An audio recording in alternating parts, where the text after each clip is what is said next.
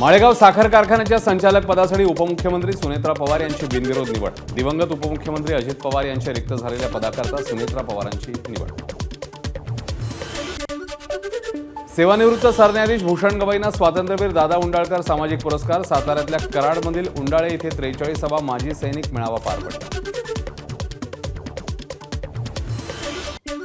नाशिकच्या तपोवन परिसरातील 1700 झाडांच्या प्रस्तावित वृक्षतोडीला पर्यावरण प्रेमींचा विरोध। 21 फेब्रुवारीला पुन्हा लाक्षणिक उपोषणाचा पर्यावरण प्रेमींचा इशारा। भिवंडी वाडा मनोर महामार्गाची दुरवस्था कायम। कोट्यवधी रुपयांच्या खर्चानंतरही महामार्गाची स्थिती जैसे थे।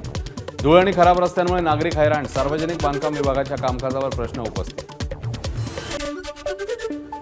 कल्याणमध्ये लोकलमध्ये चढण्यावरून 2 महिलांमध्ये वाद। एका महिलेने दुसऱ्या महिलेच्या दंडाचा चावा घेत तिचं बोट पिरगळलं। घटनेत महिला जखमी। पोलिसांमध्ये तक्रार दाखल।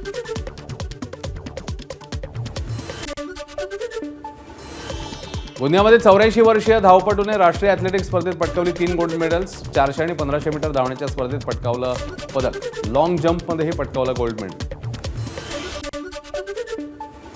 साताऱ्याच्या रक्षक प्रतिष्ठानच्या संकल्पनेतनं दुबईत अवतरली भव्य शिवसृष्टी। शिवजयंतीच्या निमित्ताने शिवप्रेमींनी अनुभवला दुबईमध्ये शिवरायांचा देदीप्यमान इतिहास। दुबईमध्ये वास्तव्यास असलेले मराठी कुटुंब शिवजयंती कार्यक्रमात सहभागी। कुनो राष्ट्रीय उद्यानात दक्षिण आफ्रिकेतनं आणलेल्या मादी चित्त्याने दिला 3 बछड्यांना जन्म। 9 चित्त्याने आतापर्यंत दिलाय 27 बछड्यांना जन्म। भारतातल्या चित्त्यांची संख्या पोहोचली 38 वर।